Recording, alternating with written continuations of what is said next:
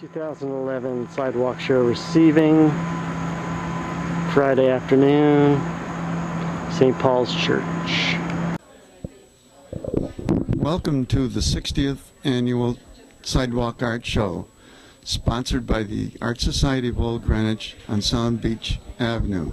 This show was begun around 1950 by Evie Engborg, and now we attract upwards of 125 artists and 500 or 600 paintings, depending somewhat on what people expect of the weather. We have a lot of volunteers here. You probably will see them at work during the course of the evening. And I want to thank you for coming to our show. Don't forget to bring your checkbooks. We have here some work by Dick Cofield. This is entitled Route 7 Antique Shop, and it looks to be like one of those shops you see whizzing by Route 7 with a whole bunch of antiques for sale in front, white, turquoise, and the American flag. Looks familiar. It's an ordinary scene, but I think Dick has captured some of the light really well down here in the yellows and the shading on the the fountain, which is for sale. Even the red cup. Can you see that?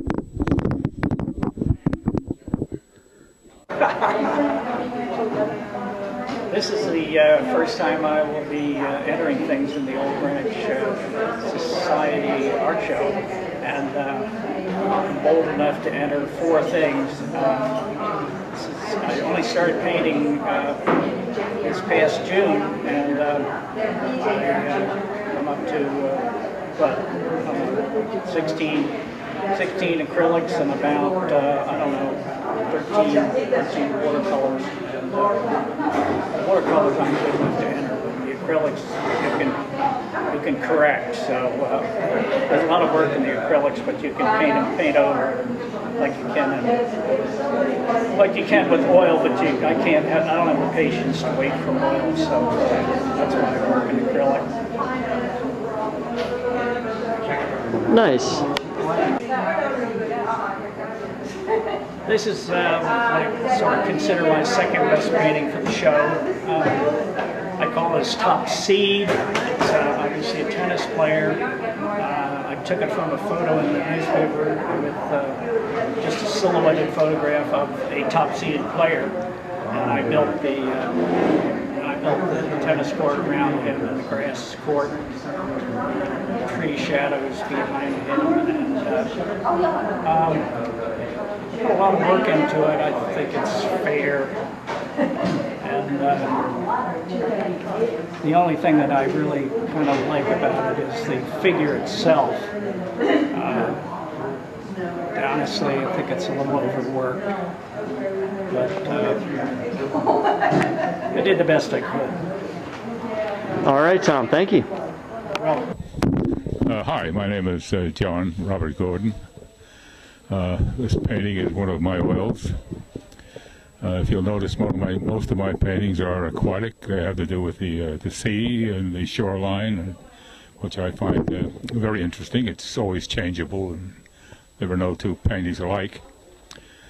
I'm trying to think of something else that I can think of. Well, I went to art parochial school originally, and they didn't teach painting, and then I went over to public school, and I ran into an ex-serviceman, Mr. Twain, who did drawings of inner foxholes during the war, and he got me involved in painting. But I have always been sketching and so forth. My other teacher was a woman who had us doing oranges for an entire year, and I painted a picture out the window of the top of a telephone booth. It's the only thing I could see. It didn't look like an orange, and they almost threw me out of the school. But that's how I got with the gentleman who was next door, and he taught me a lot. And ever since then, I've been working on it. I work in watercolors. I don't know. I'm more comfortable in those than I am with oils, and they're not as messy, you know. I have a couple of boats. I have a small sailboat, about 18 feet that I keep on Mohegan Lake, where I live in Westchester County, New York. And I have a larger sailboat, which is now being worked on up on my lawn. And I spend a lot of time around the water. I was born in Mount Vernon, New York, and my dad and I spent a lot of time on Long Island Sound and eating clams and catching fish and all that type of thing. And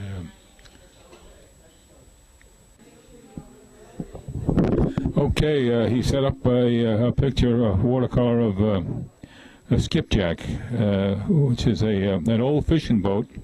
There's only 2 or 3 of them left on the Jersey coast. They had these gigantic sails on them that carried them through, and most of the time they couldn't keep the sails up or they'd turn over. They were working boats, fishing boats, and I just like the looks of them. They look like sharks. Did you ever paint out on the water? No. I generally stay on shore and paint. You know, I stay wherever the beer is. You know. All right, thank you very much. Okay, thank you. Appreciate it. This watercolor is a portrait of the bay in Maine, and it's on there's a promontory on the left side over here that's called Bald Head, and that's exactly what it looks like. It's a terrifying ledge of granite that goes way back, and there was a captain's house in the back. It's Algonquin, Maine is the area. And in order to get a view, I painted the entire ledge out there by itself. But this is what it looks like from an angle, and there's a space where I could set up my easel and work here without falling into the water. You know. Well, that's the story of this. But anybody who ever goes up to Algonquin, you know, it's a great place for couples to walk along the boat. Get down and look at. It'll tell you what the sea can do. You know. Looks like a pool, a reflecting pool right here. Yeah, these are sort of swirling pools over there. It's very difficult to do. I won't explain how I got them because it's cheating. But, you know, all it needs is seaweed, and there's the rubble along the shore, which is coated brown mostly from the seaweed. It's very difficult to get. The best thing to do is, since we paint it all brown, and lift off the other sections. You know. But that's that. I'm Conrad Tadji, and this is some work by Christopher Whisker. Chris is a nature photographer. He's been busy this summer, it looks like, photographing some hay bales. And he's printed this, it's interesting, on canvas and mounted it on 1.5-inch frame. So I don't know if you can see that. So the edges are black, no frame. Chris has got an eye for just the right moment in place and time, space and time. He always seems to deliver something insightful. So, this is Barbara Stretton, the new president of Sidewalk Show. I'm co-president with another woman who's being a great help. Yes, we are, and we've got a lot to learn. It's a lot of work, but we have really good mentors in John and Gretchen Tadji. And this is your latest picture? This is one of my latest pictures. It's a couple of little, I believe they're ocelots taking they're playing in the snow. And it's acrylic? It's acrylic.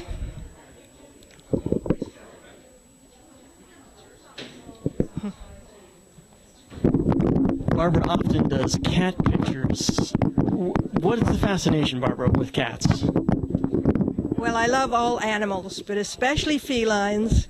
I've had some 20 cats in my life, starting in my 30s, and I just love everything about cats. And big cats like this, when they get big, are wonderful too.